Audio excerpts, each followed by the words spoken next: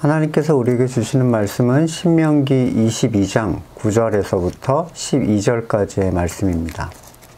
당신들은 포도나무 사이사이에 다른 씨를 뿌리지 마십시오. 그렇게 하면 씨를 뿌려서 거둔 곡식도 포도도 성물이 되어 먹지 못합니다.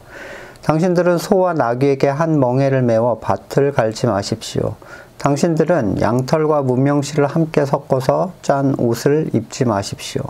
당신들은 당신들이 입은 겉옷자락 내 귀퉁이에 술을 달아야 합니다. 아멘. 오늘 본문은 뒤섞음에 관한 경고를 하고 있습니다. 9절부터 11절까지는 뭔가 뒤섞는 것에 대해서 금지를 하고 있는데, 단순히 뒤섞음에 대한 경고를 행위적인 그 율법으로 받아들이면 우리는 그 안에 있는 하나님의 뜻을 따를 수가 없겠죠. 농사를 짓지 않는 사람에게는 필요가 없는 구절인가? 또는 과학적으로 또는 농학적으로 한 종자만 뿌리는 게 사람에게 더 유익하기 때문인가? 오히려 혼작을 하는 밭이 더 도움이 된다, 수확에 도움이 된다고 해요. 또 어떤 사람들이 생각하는 것처럼 유전자 조작에 대한 금지를 명령하시는 것이다, 뭐 이렇게 이해하기도 하는데, 잘 생각해야 될 것은 이것은 택하신 자들에게 주신 말씀이지 전 인류를 향한 말씀이 아닙니다.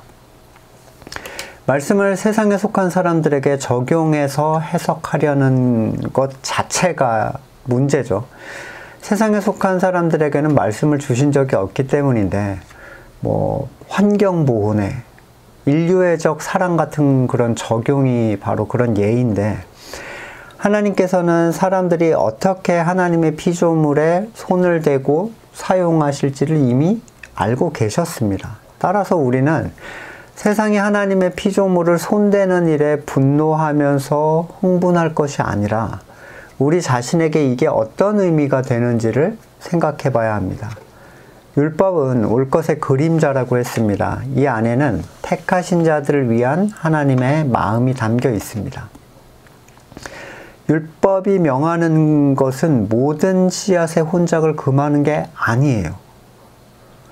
포도나무 사이사이에 다른 씨앗을 뿌리는 것을 금하고 있습니다. 포도나무는 전통적으로 이스라엘을 상징을 합니다.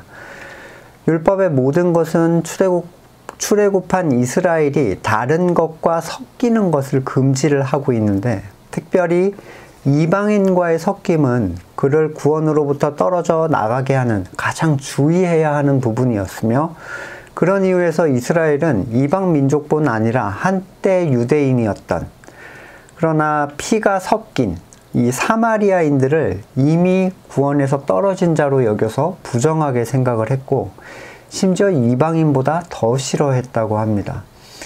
그들이 자발적으로 한 일이 아니라 아수르의 정복에 의해서 행해진 혼혈 정책이었음에도 불구하고 율법의 정신은 분명히 그들을 부정한 자로 규정을 하고 있고, 이스라엘은 그에 따라서 그들을 이방인처럼 대했어요. 유대인들에게 있어서 택함 또는 구별이라는 것은 이제 먼 옛날 얘기가 됐습니다. 노예로 400년을 살았던 그 기억은 완전히 사라졌고, 자신들은 타고나면서 구원을 받은 자이니까 이제 이틀 안에 순수함을 지키면 그만이다 라고 생각을 했죠. 자신들이 본래 순수하지 않았다는 사실을 전혀 인지하지 못합니다. 그런 이유에서 그들은 예수님께서 부정한 이방인을 가까이 하시고 그들과 함께 지내시는 것, 병자와 죄인을 가까이 하신다는 것에 대해서 절대로 용납할 수가 없었습니다. 그런데 예수님께서 이런 비유를 그들에게 들려주세요. 누가복음 13장 6절 이하에 어떤 사람이 자기 포도원에다가 무화과 나무를 한 그루 심었는데 그 나무에서 열매를 얻을까 하고 왔으나 찾지 못했다. 분명히 율법은 포도나무 사이에 다른 것을 심어서 안 된다 명시하고 있는데, 이 주인은 무슨 생각인지 율법에 어긋나는 행동을 스스럼없이 합니다. 그리고 이 무화과에 열매가 있을까 하고 왔으나 찾지 못했죠.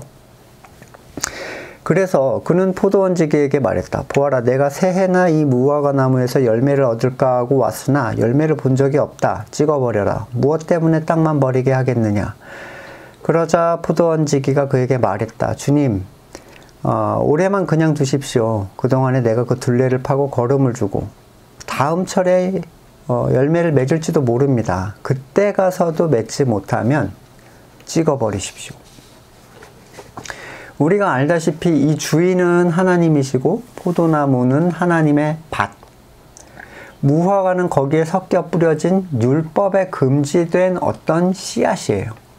그런데 율법을 어겨가며까지 심은 무화과에 열매 없는 것을 보시고 포도원지기에게 이 무화과를 찍어버리라고 하지만 포도원지기는 주인을 설득해서 자기가 한 해만 더 돌보고 그때도 열매가 없으면 찍겠다 이런 얘기를 하죠. 포도원은 유대인이고 무화과는 이방인입니까? 아니죠. 이 포도원에 있는 포도나무 중에는 문제가 있는 나무가 없었습니다. 유대인은 어떤 존재인가요? 막 풍성하게 열매를 맺는 포도원들이었나요? 아니에요. 완전히 문제투성이인 사람들이었으며 예수님이 올 때까지 열매를 맺지 못한 존재들이었어요. 그러면 이 무화과는 단지 이방인뿐만 아니라 열매 맺지 못하던 유대인 자신들이 되기도 합니다. 하지만 유대인들은 율법으로 의를 얻지 못했던 자신들이 무화과라는 생각을 하지 않았어요. 자신들은 포도나무고 이방인은 무화과다 이렇게 생각을 했죠. 자신들이 심기는 그 일 자체, 자신들이 하나님의 밭에 심겼다는 그 일 자체가 이미 율법적으로 충돌을 일으키고 있다는 사실을 인지하지 못했고, 자신들은 거룩하고 피가 섞인 유대인 또는 이방인은 뒤섞여서 잘라버려야 하는 존재라고 생각을 했습니다. 본문에서 우리에게 말해주는 것은 우리는 율법적으로, 그러니까 이방인뿐만 아니라 유대인을 포함한 죄에 속해 있던 모든 거듭난 인류는 율법적으로 하나님의 밭에 심길 수가 없는 존재였어요. 근데 하나님께서 그걸 가능하게 바꾸어 놓으십니다. 자, 한 부자 청년이 어떻게 해야 구원을 받을 수 있느냐? 이렇게 질문하죠. 그리고 예수님께서는 율법을 지켜라 이렇게 대답을 하십니다. 그는 가차없이 나는 어려서부터 이것을 다 지켰노라 이렇게 얘기를 해요. 마가복음 10장 21절에서 예수님께서 그를 사랑스럽게 보시며 사랑스럽게 여기셨다 이렇게 얘기하는데 오해하시는 경우가 있어요. 그가 어려서부터 율법을 다 지켰기 때문에 사랑스럽게 보신 게 아닙니다. 말도 안 되는 해석이죠. 누구도 율법으로 의롭게 될 수 없고 또 누구도 모든 것을 항상 완벽하게 지킬 수가 없어요. 그러면 이 사랑스럽게 여기셨다는 것은 그가 자신이 그 모든 것을 다 지켰다고 생각함에도 불구하고 자신이 구원으로부터 멀리 있다는 것을 인지한다는 그 사실이요. 이 말은 하나님께서 그에게 자신의 의의 없음을 보여주셨다는 얘기예요. 쉽게 말하면 하나님이 그를 택하셨다는 이유 때문에 사랑스럽게 보신 거죠. 율법의 의로 누군가 만족한다면 절대로 은혜를 향하지 않습니다. 그는 율법의 의가 부족하다는 것을 알고 있었고 그런 이유에서 예수님을 찾아왔어요. 예수님께서 갑자기 그의 재산을 언급을 하시죠. 가진 것을 다 버리고 날 따라와라. 아니 율법을 다 지켰다고 했는데 재산은 갑자기 왜 팔라고 하시는 거예요? 이런 사람이 있습니까? 혹시 지금 단 하나의 재산도 없이 난 다 팔아버리고 주님을 따른다. 중세에는 왕왕 있었다고 해요. 그래서 수도원으로 들어가고 뭐 이런 사람도 있었는데 집이고 옷이고 차고 당근에 올려서 다 팔아버리고 교회에 헌금하고 주님을 어떻게 따라갑니까? 어떻게 먹고 살 거예요? 그런 사람은 있을 수도 없고 성경에서 그걸 원하는 것도 아닙니다. 성경은 가진 것을 족한 줄로 여기라고 했지 가진 것을 다 팔아서 영원으로 만들라고 하지 않았어요. 그럼 여기에서 말하는 그의 가진 것은 뭐겠습니까? 그가 율법의 행위로 채워놓은 자기의 의예요. 이것도 하고 난 한 번도 어겨본 적이 없습니다라고 얘기한 그것들이요. 그는 스스로 쌓아놓은 의가 가득했던 사람이었죠. 본인 스스로가 생각할 때 그는 어려서부터 이걸 다 지켜왔다. 자부하고 있기 때문이에요. 그런데 주님을 따르려면 그걸 싹 내다 버려야 됩니다. 그걸 쌓아두고 가겠다는 것은 거저 주시는 참된 의, 은혜를 누릴 자격이 안 되기 때문이에요. 아까 본문 이어서 마가복음 10장 23절에 예수께서 보시고 제자들에게 말씀하셨다. 재산을 가진 사람은 하나님의 나라에 들어가기가 참으로 어렵다. 제자들은 그의 말씀에 놀랐다. 예수께서 다시 그들에게 말씀하셨다. 이 사람들아, 하나님의 나라에 들어가는 것은 참으로 어렵다. 부자가 하나님의 나라에 들어가는 것보다 낙타가 바늘귀로 지나가는 것이 더 쉽다. 불가능하다는 얘기예요. 어렵다는 얘기가 아닙니다. 이 말은 스스로 의를 쌓는 존재는 절대로 하나님의 나라에 못 들어간다는 얘기죠. 자신의 안에 의가 들어있는 자들은 주님의 의를 받을 자리가 없어요. 요한복음 8장 37절. 나는 너희가 아브라함의 자손임을 안다. 그런데 너희는 날 죽이려고 한다. 내 말이 너희 속에 있을 자리가 없기 때문이다. 주님의 말씀은 뭘 얘기하죠? 은혜, 거저 주시는 걸 얘기하는데 지네가 쌓아놓은 게 안에 가득 있어요. 당연히 들어갈 자리가 없는 거죠. 부자의 천국행에 대해 불가능을 말씀하신 주님께서 그 주님께 제자들이 다시 묻습니다. 그러면 누가 구원을 얻을 수 있습니까? 예수께서 그들을 눈여겨보시고 말씀하셨다. 사람에게는 불가능하나 하나님께는 그렇지 않다. 하나님께는 모든 일이 가능하다. 자, 의를 하나도 쌓지 않았는데도 들어갈 수 있는 일이 하나님한테는 가능하다는 거예요. 하나님은 스스로의 의에 대해서 절망하게 하신 자들, 하나님이 절망하게 하신 거죠. 이 사람들에게 그 구원을 가능하게 바꿔주십니다. 절대로 하나님의 나라에 심길 수 없었던 존재들을 가꾸어서 자라게 하시고 열매 맺게 하시고 누리게 하세요. 여러분이 스스로를 생각할 때 나는 그래도 아직 이것도 했고 한 번도 주일 성수를 어겨본 적이 없고 11조를 뭐 어쩐 이런 종류의 생각을 혹시 하고 계시다면 그에게는 희망이 없습니다. 완전한 은혜를 절대로 추구하지 않을 거예요. 그 사람들은. 예수님께서 세우신 몸된 교회는 죄 있는 자들, 그로 인해서 나에게 희망이 전혀 없음을 인정하는 자들을 받아들입니다. 역대하 6장 32절. 그리고 또 주님의 백성 이스라엘에 속하지 아니한 이방인이라도 주님의 크신 이름과 강한 손, 편팔로 하신 일을 듣고 먼 곳에서 이리로 와 성전을 바라보며 기도하거든. 주님께서는 주님께서 계시는 하늘에서 들으시고 이방인이 주님께 부르짖으며 간구하는 것을 그대로 다 들어주셔서 땅 위의 모든 백성이 주님의 이름을 알게 하시고 주님의 백성 이스라엘처럼 주님을 경외하게 하시며 내가 지은 이 성전이 주님의 이름을 부르는 곳임을 알게 해 주십시오. 이게 머리 대신 그리스도의 교회로 불러주시는 하나님의 은혜의 완성이죠. 구약의 모든 율법은 그리스도를 통한 하나님의 은혜를 말하고 있고 이것은 그리스도 안에서 덮인 그 수건이 벗겨져야 그 눈을 다 가리고 있어요. 근데 그게 벗겨져야만 누릴 수 있는 가치예요. 그냥 정보를 전달하는 걸로는 절대로 받아들여지지 않습니다. 오늘 본문 10절. 당신들은 소와 나귀에게 한 멍에를 메워 밭을 갈지 마십시오. 당연히 이 구절도 농사의 효율성을 위해서 주는 말이 아님을 아셔야 되겠죠. 우리는 멍에에 대해 언급된 신약의 구절들을 떠올릴 수가 있습니다. 마태복음 21장 5절. 시온의 딸에게 말해라. 보라, 네 임금이 내게로 오신다. 그는 온유하시어 나귀를 타셨으니 어린 나귀, 곧 멍에를 매는 짐승의 새끼이다. 그리고 스스로 나의 멍에를 메고 나를 배워라 라고 말씀을 하셨어요.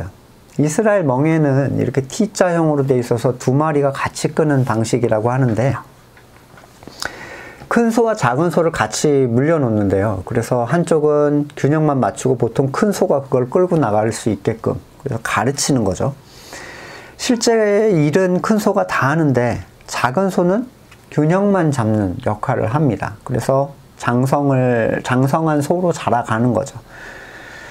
마태복음 11장 29절 나는 마음이 온유하고 겸손하니 내 멍에를 메고 나에게 배워라. 그리하면 너희는 마음의 쉼을 얻을 것이다. 내 멍에는 편하고 내 짐은 가볍다. 예수님께서 주시는 멍에는 뭔가요? 죄짐이라고 해석을 하는 그 분이 계시던데 죄짐이 아닙니다. 예수님은 어떠한 경우에도 자기의 죄짐을 지게 만드시지 않으세요. 죄짐의 문제는 예수님이 혼자 지셨죠.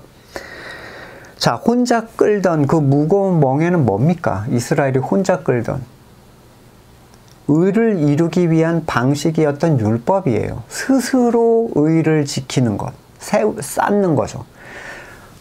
모든 것을 항상 완벽하게. 근데 예수님이 가르쳐 주시는, 지게 하시는 멍에는요, 어떤 거냐면 은혜입니다. 은혜. 하나님이 의롭다고 해주시는, 지키게 해주시는. 이것은 둘 다 의를 얻기 위한 방식이에요. 율법과 은혜는 다. 하지만 전자가 스스로 지켜서 끌어야 했던 것이라면 후자는 예수님께서 지키게 해주시는 방식, 은혜의 방식이에요. 사도행전 15장 8절 그리고 사람의 마음속을 아시는 하나님께서는 우리에게 주신 것과 같이 그들에게도 성령을 주셔서 그들을 인정해 주셨습니다. 하나님께서는 그들의 믿음을 보셔서 그들의 마음을 깨끗하게 하시고 우리와 그들 사이에 아무런 차별을 두지 않으셨습니다. 그런데 지금 여러분은 왜 우리 조상들이나 우리가 감당할 수 없던 멍에를 제자들의 목에 메워서 하나님을 시험하는 겁니까?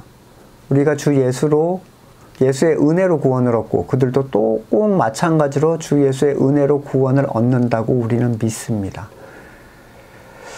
유대 기독교인들은 이방 기독교인들에게 자신들이 이미 채워놓은 의를 시켜서 행하게 하려고 했어요. 근데 베드로는 그것에 대해서 우리의 조상들도 감당할 수 없었던 멍에다라고 하나님을 시험하는 일로 규정을 합니다. 뭘 지켜라, 피해라, 행해라 이런 것들로 의를 채울 수 있는 유대인이 단 하나도 없었는데 어떻게 이방인이, 율법에서 제외된 이방인이 주일이네 11조네 하면서 지키네 만에 의를 쌓네 이런 걸 주장할 수가 있나요? 유대인이든 이방인이든 그리스도의 멍에를 매는 일로 구원을 얻게 되는 거예요. 오직 택하신 자만. 고린도후서 6장 14절 믿지 않는 사람들과 멍에를 함께 매지 마십시오. 정의와 불의가 어떻게 짝하며 빛과 어둠이 어떻게 사귈 수가 있겠습니까? 믿지 않는 사람과 멍에를 매는 일은 뭐 사업을 같이 하거나 뭐 결혼을 하면 안 된다 이런 얘기가 아니에요. 의를 쌓는 일을 함께 하지 말라는 겁니다. 왜냐하면 그들의 의를 쌓는 방식은 스스로 행하는 방식이거든요. 사람이. 이것은 그리스도의 멍에를 맨 사람들에게는 합하지 않은 것이에요. 그들은 사탄에게 속은 그대로 자기의 선을 따라서 스스로의 의를 채우는 사람들인데 거기서 완전히 무너진 사람들이 어떻게 특정 행위 몇 가지로 내가 의를 채운답시고 할 수가 있겠냐는 거죠. 고린도후서 6장 15절 이어서 그리스도와 벨리알이 어떻게 화합하며 믿는 자가 믿지 않는 자와 더불어 함께 차지할 몫이 무엇이며 하나님의 성전과 우상이 어떻게 일치하겠습니까? 우리는 살아계신 하나님의 성전입니다. 그것은 하나님께서 말씀하신 바와 같습니다. 내가 그들 가운데 살며 그들 가운데로 다닐 것이다. 나는 그들의 하나님이 되고 그들은 내 백성이 될 것이다. 그러므로 너희는 그들 가운데서 나오너라. 그들과 떨어져라. 부정한 것을 만지지 말아라. 나 주가 말한다. 그리하면 내가 너희를 영접할 것이다. 그리하여 나는 너희 하나님이 아버지가 되고 너희는 내 자녀가 될 것이다. 나 전능한 주가 말한다.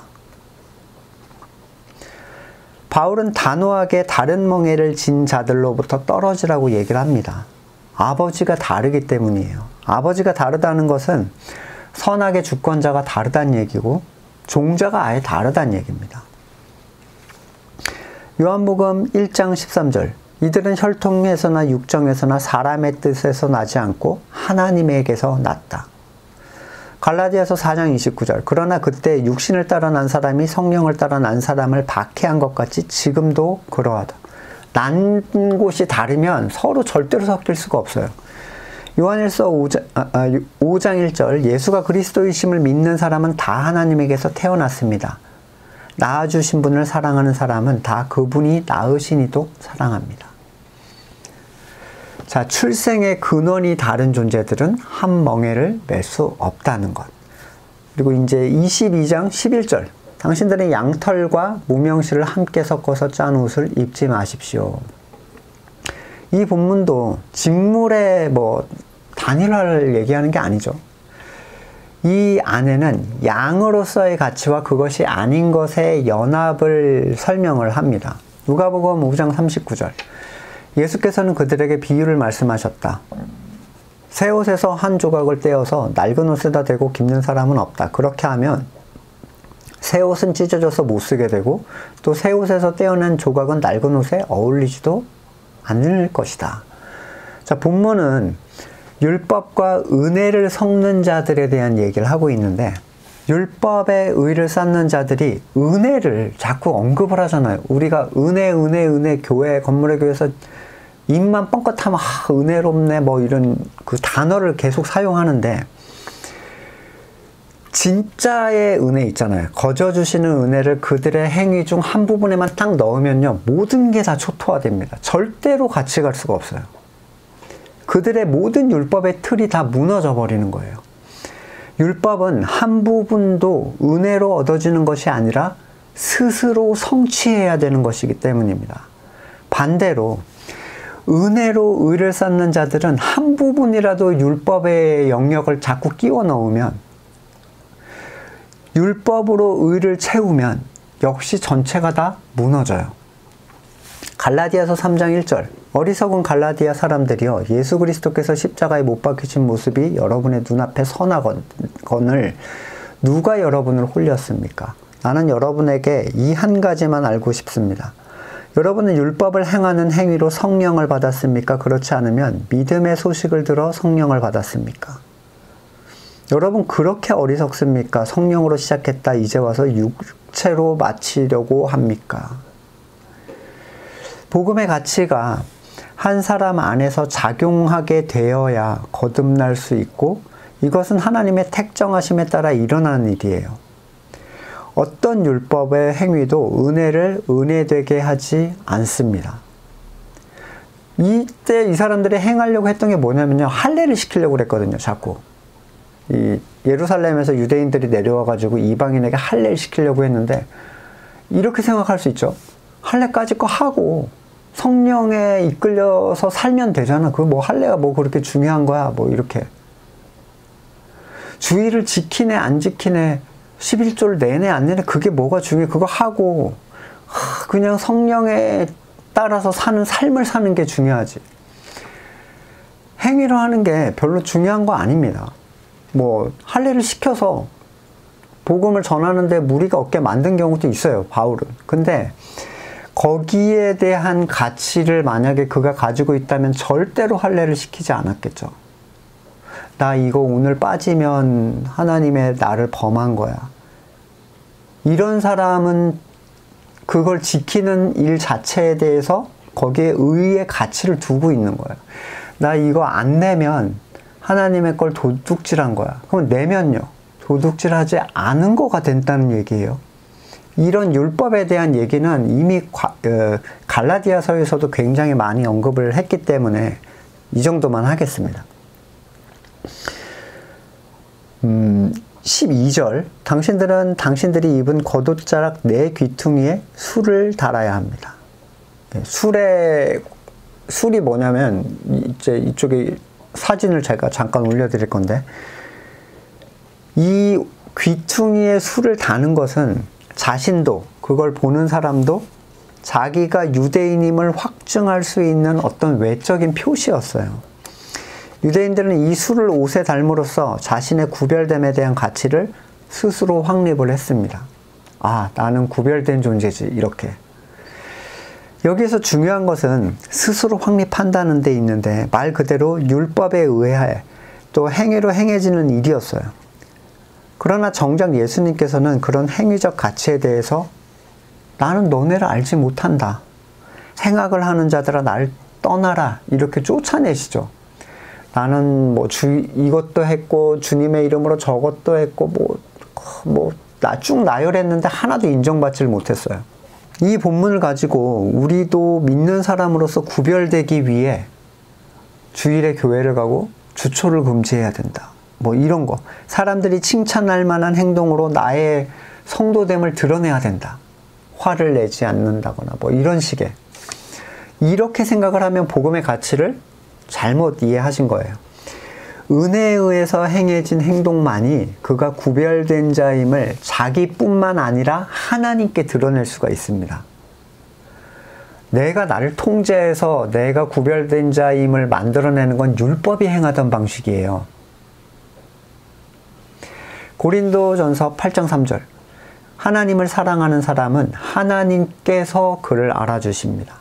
하나님을 사랑해야지 이렇게 또 전형적인 자기의의 방식이 나오죠. 하나님을 사랑해야지 하면은 사랑할 수 있었으면 다 이스라엘이 하나님 사랑할게요. 이 사랑의 용어는 신적 사랑인 아가페를 원형으로 합니다. 이 사랑은 절대로 사람이 스스로 자기에게서 만들어내지 못해요. 왜냐하면 사람에게는 없는 종류의 사랑이거든요. 감정적인 어떤 사랑의 흥분 상태를 얘기하는 게 아닙니다. 복음의 능력을 통해서 믿음이 사랑을 통하여 일하는 것. 그것만이 중요하다고 갈라디아서 5장 6절에 얘기하죠. 이걸 얘기하는데 하나님께서 그리스도 안에 있는 자들에게는 표시를 주세요. 에베소서 1장 14절. 이 성령은 이게 표시예요. 하나님의 소유인 우리가 완전히 구원받을 때까지 우리의 상속의 담보이시며 우리로 하여금 하나님의 영광을 찬미하게 하시는 분이에요. 에베소서 4장 30절. 하나님의 성령을 슬프게 하지 마십시오. 여러분은 성령 안에서 구속의 날을 위하여 인치심을 받았습니다. 도장을 받았다는 거예요. 표가 된다는 거죠. 문제는 이 성령의 인치심을 경험하기 전에는, 그러니까 정말로 거듭나서 그리스도의 가치를 알게 하시는 이 성령의 인치심을 경험하기 전에는 이걸 받았는지 안 받았는지를 절대로 구별할 수가 없어요. 성령의 인치심은 그가 자기의 선악의 주권, 내가 가지고 있던 선악의 주권이 죄라는 걸 알게 해주십니다. 또한 오직 그리스도의 의를 받아들이는 것만이 의라는 걸 깨닫게 해주세요. 마지막으로 세상이 심판 아래 있다는 걸 알게 해주세요. 이 세 가지를 알려주셔야 성령이 나에게 인치심을 했다라는 증거가 되는데 요한복음 16장 8절에서 11절 이하에 나오죠. 이건 성령이 있는 자들, 성령의 인치심을 받은 자들이 공통적으로 성령을 통하여 알게 되는 가치들입니다. 그렇죠? 죄에 대해, 의에 대해, 심판에 대해서 알게 해주신다. 이건 배운다고 해도 받아들여지지 않습니다. 이해도 안 돼요. 체험적으로 이해가 안 됩니다. 아무리 얘기해도 소용없어요. 자, 자신들은 선한 게 없다고 다들 얘기하잖아요. 근데 자기의 선을 위해 살아가는데 전혀 꺼리낌이 없습니다. 왜냐하면 선한 것이 없지만 내가 선하다고 생각하는 것이 문제라는 생각을 안 해요. 또 그리스도의 의만을 믿는다고 얘기하지만 건물의 교회에서 엄청나게 열심히 의를 쌓아가요. 스스로. 세상은 심판을 받았다고 얘기하지만 세상을 사랑하고 보이는 것만을 사랑하고 간구하고 자랑합니다. 이 영적인 옷술은 마음에 받는 할례라고도 표현할 수 있는데 신명기 30장 6절 주 당신들의 하나님이 당신들의 마음, 당신들의 자손의 마음에 할례를 베푸셔서 순종하는 마음을 주실 것입니다. 그리하여 당신들이 마음을 다하고 정성을 다하여 주 당신들의 하나님을 사랑하며 살 수 있게 해주실 것입니다. 은혜의 결과물이에요. 예레미야 4장 4절 유다 백성 예루살렘 주민아 너희는 나 주가 원하는 할례를 받고 너희 마음의 포피를 잘라내어라. 그러지 않으면 너희의 악한 행실 때문에 나의 분노가 불처럼 일어나서 너희를 태울 것이니 아무도 끌 수가 없을 것이다. 이 할례는 사람의 의도로 받는 게 아니라 하나님의 뜻에 따라 택하신 자들, 거듭난 자들에게 주어지는 표시이고, 이 할례를 받은 자만이 복음에 순종할 수 있는 존재가 되어 가는 거예요. 영적인 수를 다는 것은 스스로 만드는 것이 아니지만 달아주신 수를 지키는 것은 깨어난 성도가 힘써야 할 가치입니다. 출애굽기 33장 16절, 주님께서 우리와 함께 계심으로 저 자신과 주님의 백성이 이 땅 위에 있는 모든 백성과 구별되는 거 아닙니까? 주님과의 동행을 얘기하는데, 성도의 구별됨은 내가 성도인 척 하는 거에 따른 게 아니라 하나님의 동행하심으로 이루어진 결과물이죠. 내가 나를 구별해서 하나님의 동행을 이끌어내는 역수는 불가능합니다. 그게 가능했다면 율법이 성공을 했겠죠. 거듭난 자들에게는 그리스도는 임마누엘이 되세요. 하나님이 너희와 함께 하신다. 우스를 달고 하나님이 너 우스를 달고 있네 라고 인정하시는 존재. 자, 에스겔 44장 23절, 제사장들은 내 백성이 거룩한 것과 속된 것을 구별하도록 백성을 가르치고 부정한 것과 정한 것을 분별하도록 백성을 깨우쳐 주어야 한다. 또 한 가지 중요한 사실은 이 구별됨의 구체적인 가치를 말씀 안에서 말씀 사역자가 성도들에게 전달해야 된다는 겁니다. 어떻게 하면 세상에서 원하는 것을 얻을 수 있는지, 또는 정치적 세력이나 연합을 위해서 설교하는 사람들, 사람이 만든 의의 행위를 신앙으로 말하면서 스스로 그걸 얻게 추구하는 사람들은 참된 성도에게는 합하지 않습니다. 왜냐하면 그들은 이걸 다 뒤섞어 버리거든요.